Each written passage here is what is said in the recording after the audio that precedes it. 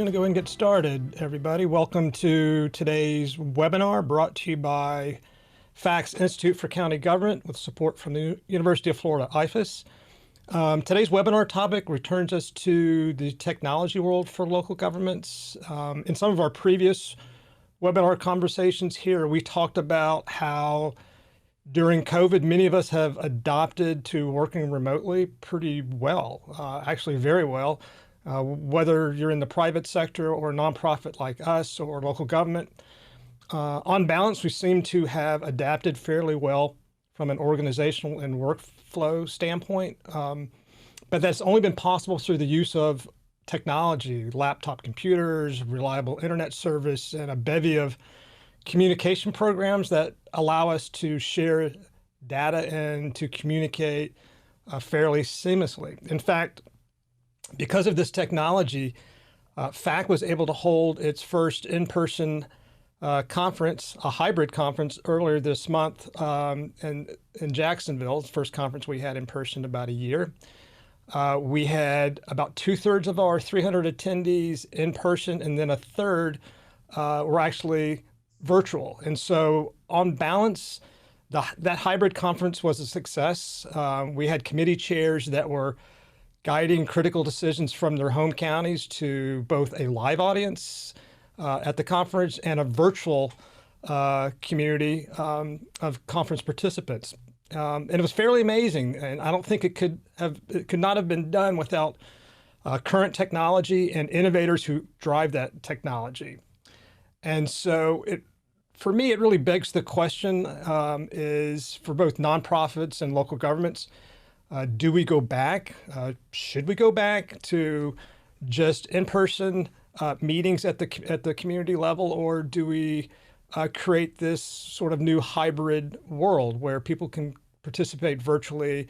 You can have county meetings on a virtual platform, and so they have, in fact, I think, had some unintended consequences. They've actually expanded access for people who may not be able to attend meetings, for elected officials who have logistical issues, for different committee meetings that they have to participate in. So to talk about this, and one of the platforms that's out there, in fact, it's the platform that we used at our hybrid conference in Jacksonville. We have OnBoard's government service practice representative. His name is Adarsh Mantravati. He has over 10 years experience in policy and strategy roles in the public sector at both the state and federal level. He most recently served as Senior Director of Policy and Research for Indiana Governor Eric Holcomb.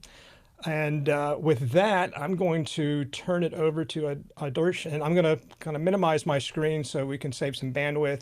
If folks have questions, please put them in the chat or in the Q&A, and then we'll answer those at the end. So Adarsh, I'm going to turn it over to you. Yeah, thanks, Eric. I really appreciate that. And you hit on, honestly, a lot of what we wanted to talk about here today.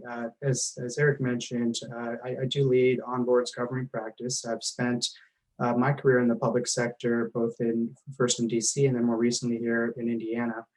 And so what has been really impressive over the last several months is just how flexible and creative local government has been. You know, you have that obligation to continue to deliver services, and many of you have reinvented how you collaborate with your council members, your board members, how you disseminate information. And you know, today we just wanted to highlight that and talk a little bit about how you can ensure that critical decision making is occurring and citizens' voices are being heard. So just real quickly about OnBoard, we are a virtual board and meeting management solution. We help securely connect organizations and their leadership teams and directors with everything that they need to have a secure and effective meeting, whether that be the agenda, the approvals, and facilitating collaboration. This slide actually here just kind of shows like this. There's a bevy of tools that you can utilize to try to navigate the public meeting space and e-government space. What OnBoard tries to do is bring that all underneath one hood, for lack of a better term, for your board and government meetings. So just as Eric alluded to earlier, the pandemic really had interesting impact on local government services. You all have the obligation to continue to conduct businesses.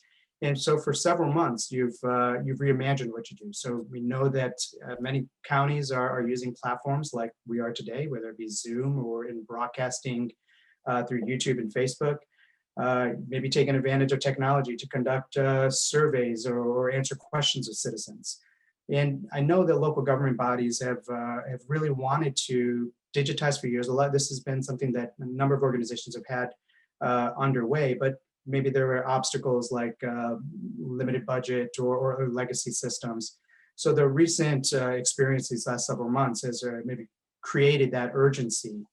And I think I just wanted to highlight, we've seen maybe a changing expectations on the way that we operate overall. Uh, Technology has, I think, popped up in ways that we might not have previously expected. For example, we've seen some government bodies maybe using video conference tools to conduct remote inspections, and citizens becoming more familiar with or comfortable with the legitimacy of online activities so that they're paying bills online, requesting digital copies of agendas, public records, and they're realizing that benefit of that self-service government. So I think there's going forward going to be that expectation on all of us that we provide that digital government experience. And I'll just say that these shifts are not going to be temporary. Most of your organizations have been doing this for years, but I think it's just going to be part of the way that we have to provide the services for our local government bodies. Getting back to virtual public meetings, as Eric mentioned, your counties have been navigating this challenge for months and have even had really large events like the policy conference the Florida Association of Counties hosted recently. So you've clearly been able to achieve some success, but I just wanted to highlight real quickly some keys for success here. First, it's incumbent on all of us to know the laws and what our obligations are. Many states over the last several months have relaxed the requirements around quorum and physical presence, but that flexibility in most instances was tied to an emergency declaration. If I'm not mistaken, I believe Florida's emergency rules may have expired in November 1st, but I know that there are some communities, maybe Boynton Beach, that have passed ordinances that allow video conferencing or planning to allow video conferencing here through the end of the year. So that type of hybrid meeting is still possible in areas. So it's important that we know what our legal obligations are and how we can get creative with technology. Secondly, we need to know that we have a platform that everyone is comfortable with. The intent here is to really increase access and make it possible for us to continue to do the work that we need to do. So we want to make sure that we have a platform that all of our board members and commission members are comfortable with, that is also easily accessible to citizens. And finally, I do need to highlight just that virtual meetings are different. It's not enough for us to simply open up a Zoom or a WebEx, just a video conferencing platform, and assume that we're going to be able to just seamlessly translate our operations and have that meeting as effective as we want. So we need to kind of take those additional steps of having some structure there, and it presents the opportunity to have maybe a defined agenda and really structure that meeting around a focused purpose. It's very real that technology fatigue is out there.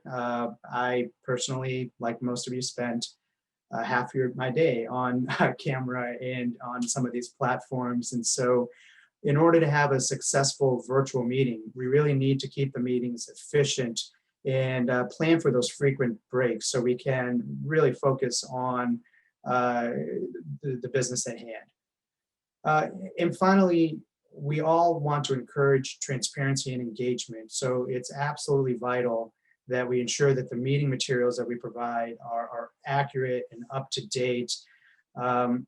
We never want to be accused of pulling the wool over our constituents' eyes or the general public's eyes. And these types of technology tools are only going to be successful if they have the trust of our constituents. So I recognize that there are always going to be those last minute changes, but technology presents the opportunity to be leveraged so you can ensure that your commission members and your general public is always seeing that latest version of the materials, and those last minute changes are seamlessly incorporated in there in front of their hands. So Eric alluded to this a little bit earlier, but I just wanted to highlight some of the happy outcomes or successes that we have experienced. First, at a high level, we've generally seen increased engagement overall. I mean, there is, by reducing the barriers to participate, we're seeing more people actively signing on to these meetings, hopefully becoming more aware of the pressing issues that are there in front of the community. Broadcasting meetings on platforms like Facebook Live and YouTube Live has found ways for us to maybe amplify the work that our government bodies are doing. It's also brought a more diverse audience and perspective into the fold.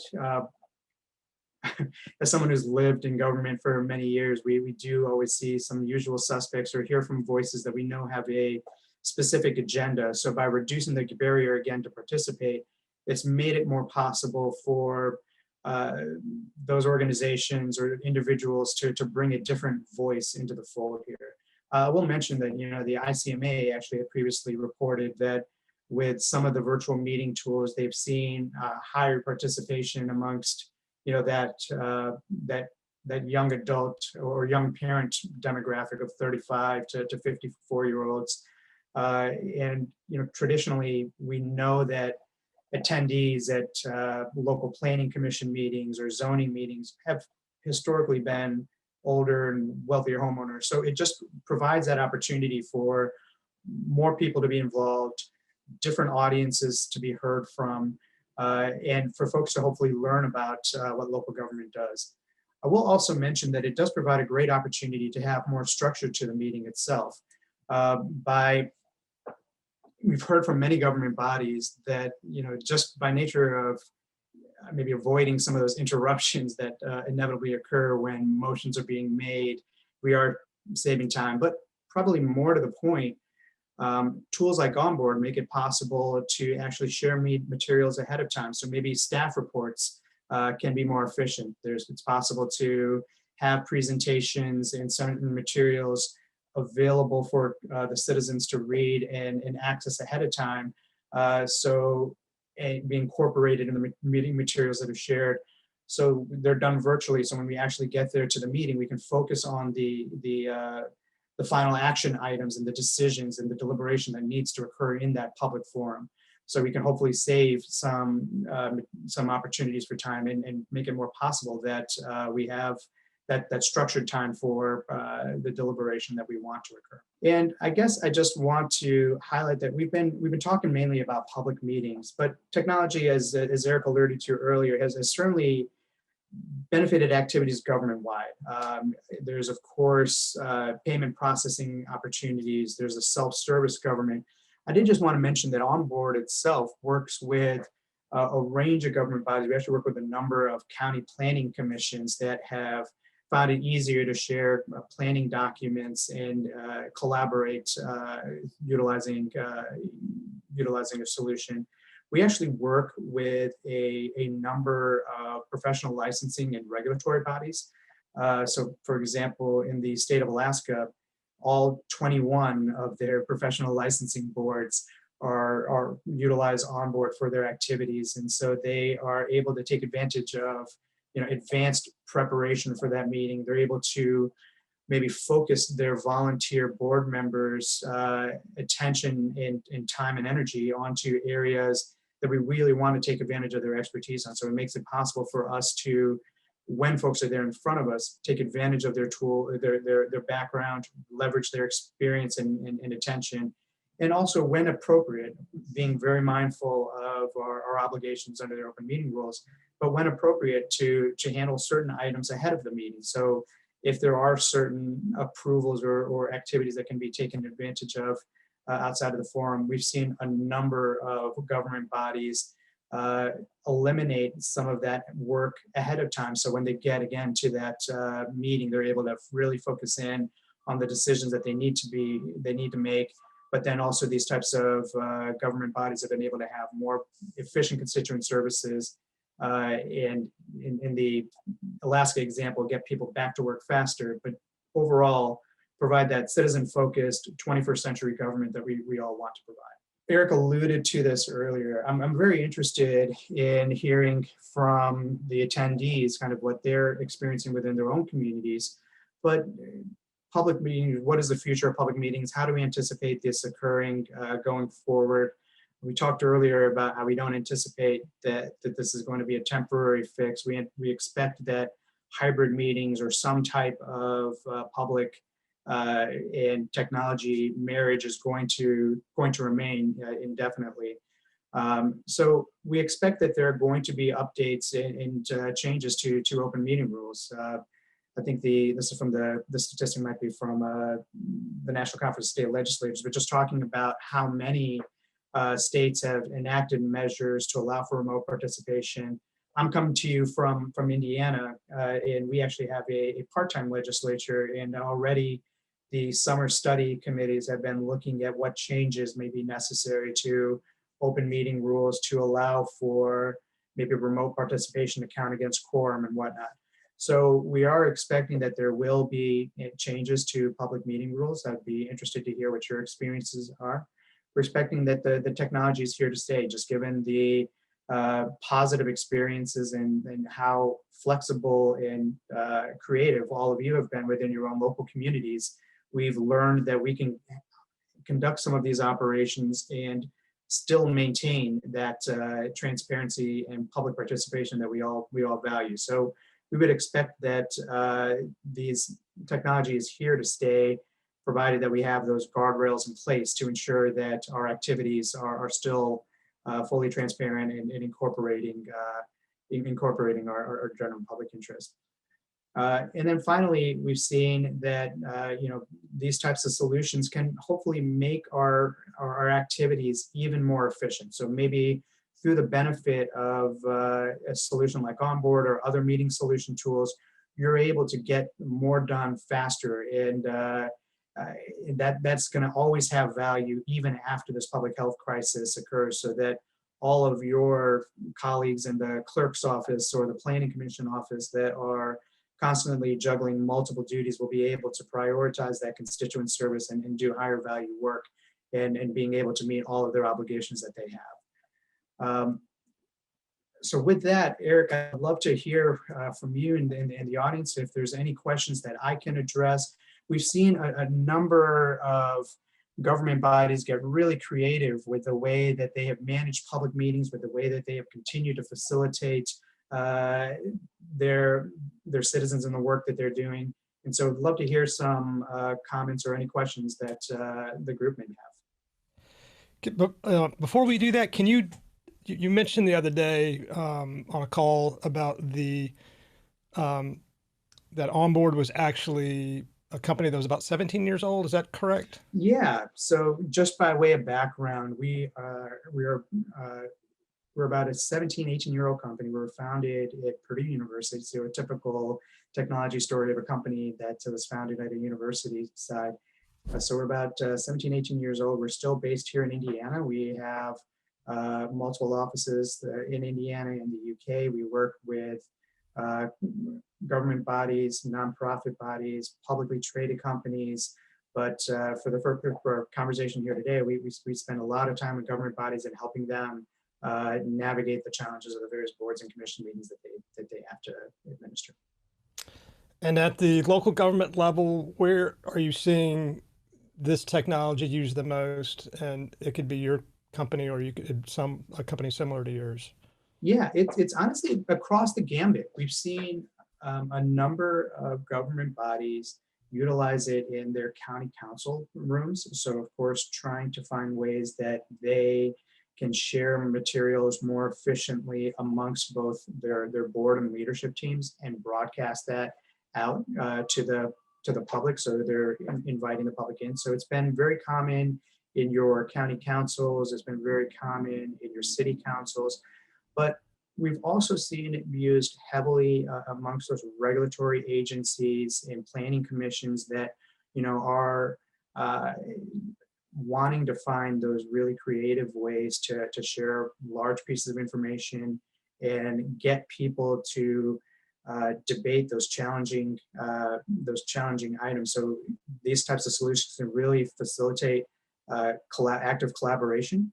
So we've seen a lot of planning commissions and regulatory bodies like your licensing agencies taking advantage of meeting management software, just because it makes it so much easier for them to share information and get to those points where they can actually make decisions on a planning document or an individual license application.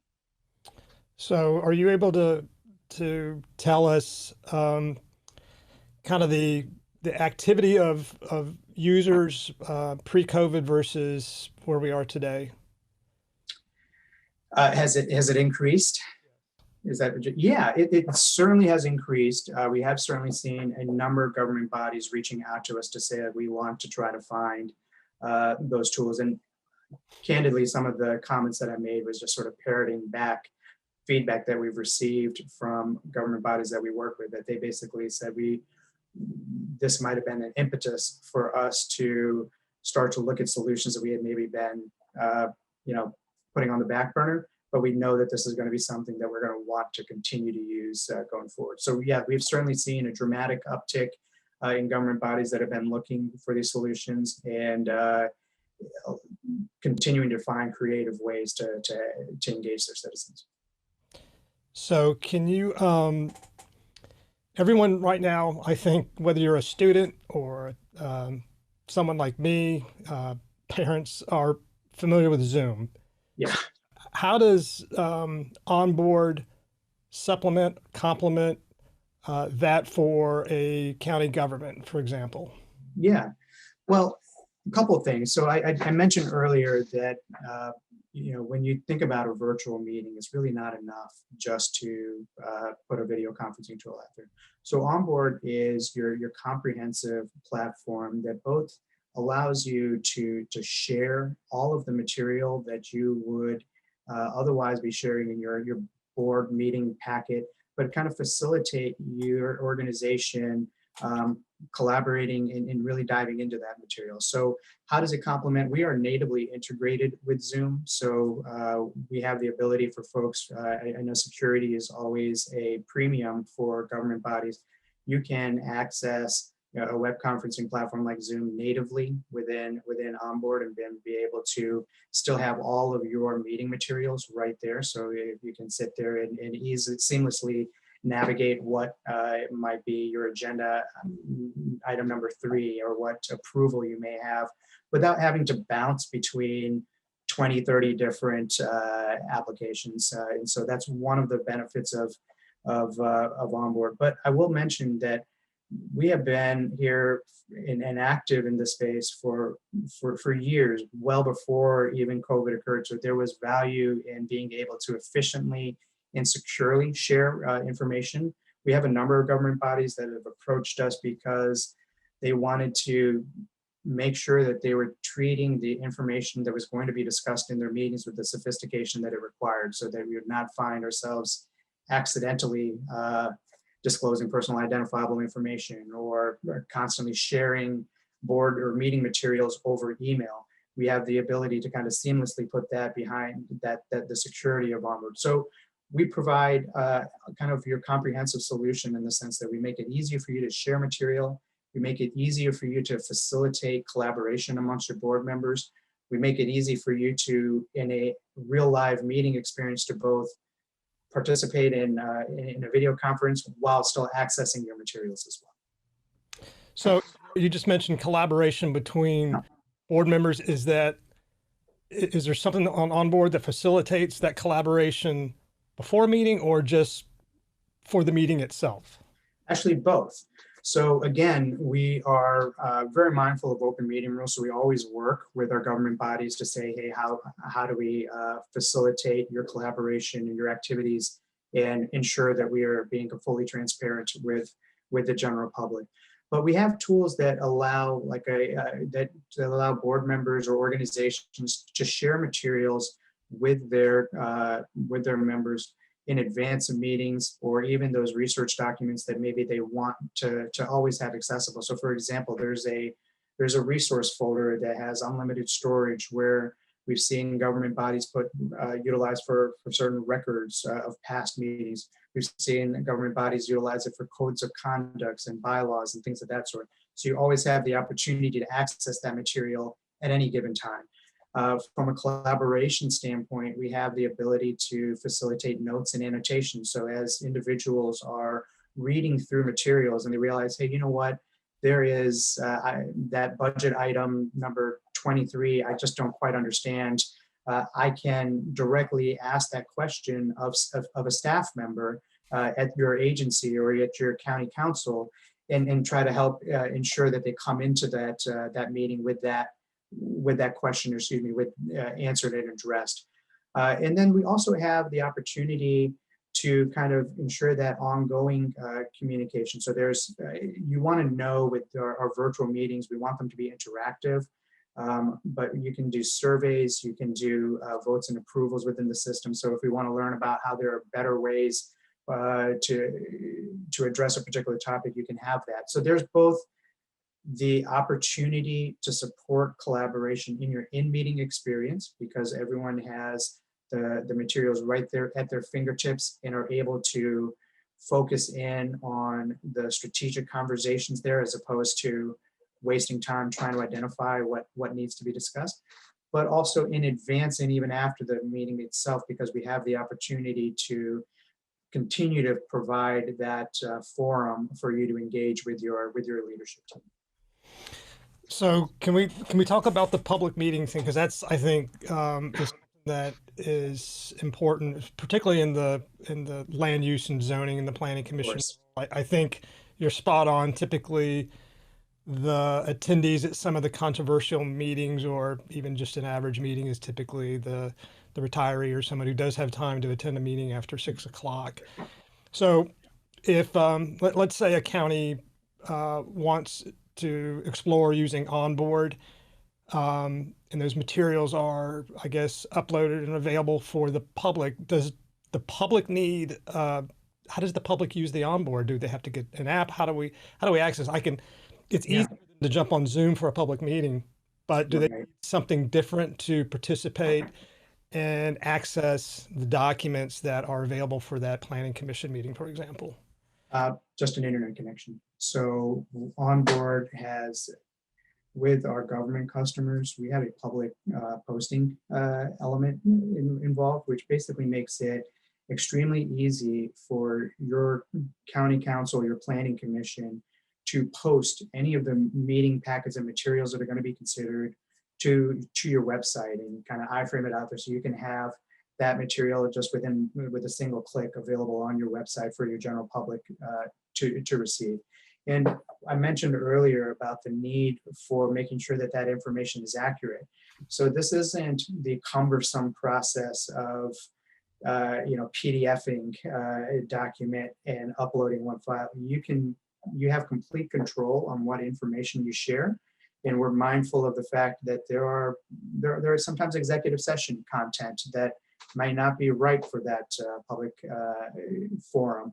So you have the ability within your board or commission to essentially select and make the meeting materials available for the general public. With a single click, it can be posted onto your website. So your citizens will always know that that information that is going to be discussed in that meeting is right there at my fingertips. And it's time stamped as well, so that we will provide them reassurance that they know that they're seeing the latest version of that material and are able to do so momentarily. And so at least locally here, we've had a couple of controversial land use meetings over the past year, and I think they were able to accommodate this remotely. But how does, if someone wants to sign up to speak, is it just like filling out digitally on OnBoard that, hey, I want to be up to speak, here's my address, here's my information, that sort of thing?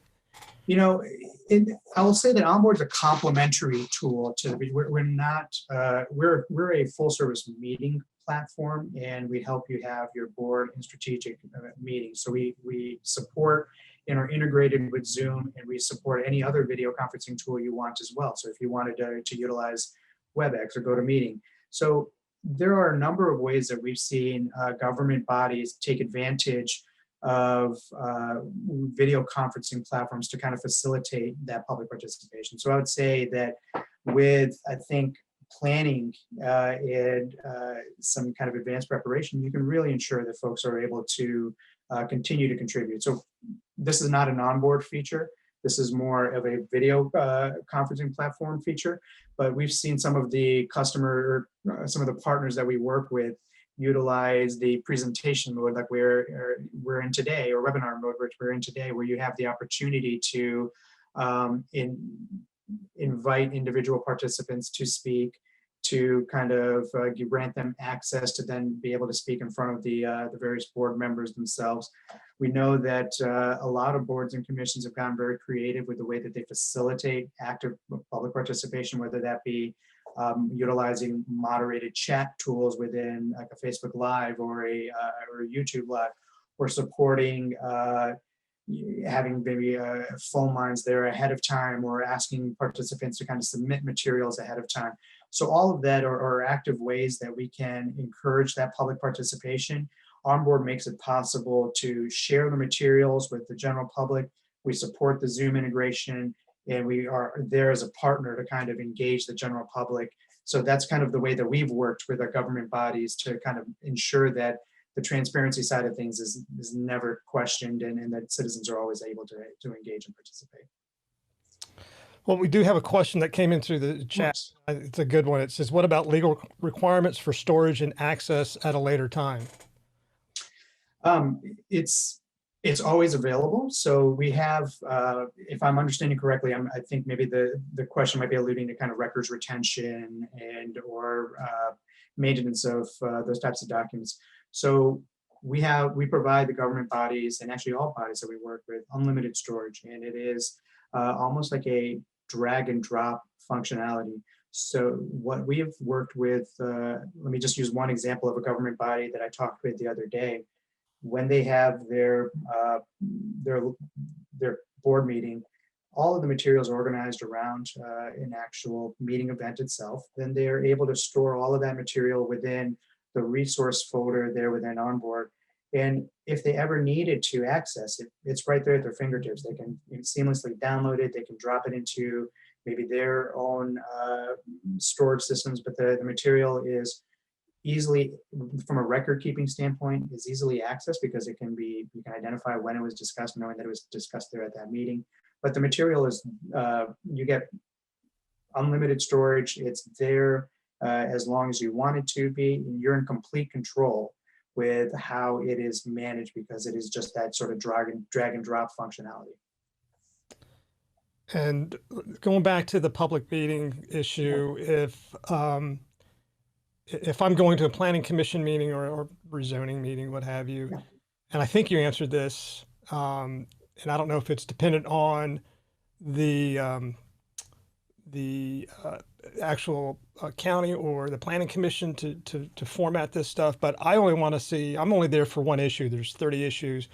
I think you mentioned issue 23. I had written that down. So issue 23, the issue that I care about, am I able to, because some of those agenda packets are this big. So am I able to parse through that and just pull out that item and look at it? Or is that something that really depends on the user of the system, the county or the planning commission?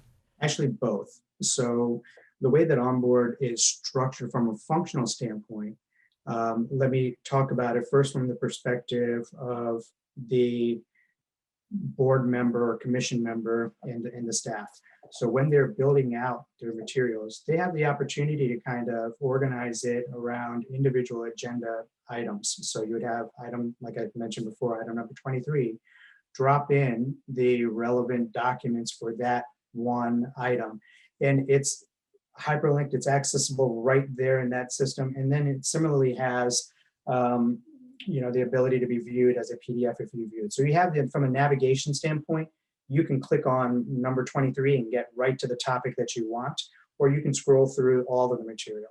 Now, from the public's perspective, it's really dependent upon how the commission wants to share the material. So they can similarly post it in a manner that each individual item is delineated so that that individual that only cares about that one topic can immediately get to that one specific item of information that they want without having to, go through that 500 page document. So it's really dependent on the commission or board itself to choose how they want to share the material, and we can support the manner that they choose to do so. So as we kind of wrap this up, I was going to ask, since COVID, and you said there was an uptick in users, has OnBoard made modifications over the past 6 to 9 months based on the user's needs, things that you found out there that are different? And then do you forecast any other modifications, improvements based on just really what you've seen in the last couple of months? Yeah, so I'll speak just selfishly about OnBoard itself. We have a very active development team, and we like to try to maintain really close relationships with the organizations that we work with. So candidly, a lot of the functionality the new features that we develop is done so at the request, interest, and with the active participation of the organization, of the customers that we work with. So from a new development standpoint, and just this past year, immediately after COVID happened, we recognized that a lot of our customers were utilizing video conferencing tools. So we built that native integration with Zoom, so you can, of course, enjoy the security of the OnBoard platform, enjoy the convenience of accessing all your materials in one location while you are, of course, there on camera, not having to juggle multiple things. So that was one aspect of it. We also recently added a task management tool that makes it possible for both the boards and staff members to immediately assign tasks that are related to content that are maybe discussed in that meeting packet, and then it provides those opportunities to kind of monitor progress on it and set due dates and so on. So because people were all actively involved within the solution, we built out that task management feature for folks to kind of be able to seamlessly keep tap of what are all the responsibilities that they have underway. And then going forward, we work with a lot of government bodies as well as large organizations that may have multiple boards and commissions that are all utilizing OnBoard. So we're exploring how we can maybe make it easier, particularly for your public bodies that have terms or specific skill matrices that they're wanting to make sure that they have represented within it. So that's something that we're actively looking at, term management and things of that sort, to make it easier for our public boards to think about, when different people are rolling off, but just also for those organizations that have multiple boards and commissions, for them to quickly kind of to actively manage all of those different boards within that same organization. That's great. I don't know if you had any additional slides. I know this is a Q&A. I had a larger pack. I don't know. I didn't want to stop right there, but if you had some additional information you wanted to share with the participants, I'm happy to let you do that. No, I appreciate it. And Eric, please jump in. Let me know if there's any other questions or comments from the group. It's your team and probably all of the county governments around the country have become just very nimble. And so it's been impressive to see how folks have found different ways to take advantage of solutions like this that we might not have even envisioned. So I mentioned before some of the licensing agencies that are making licensing decisions, and we work with a number of banks, and we found that a number of banks have started to use OnBoard for maybe loan approvals. And there was one instance of a nonprofit that we were working with that, with the PPE loans that were coming out, they quickly were able to schedule a meeting and have people vote within OnBoard in order to get the approval that they needed to go about and securing that PPE funding.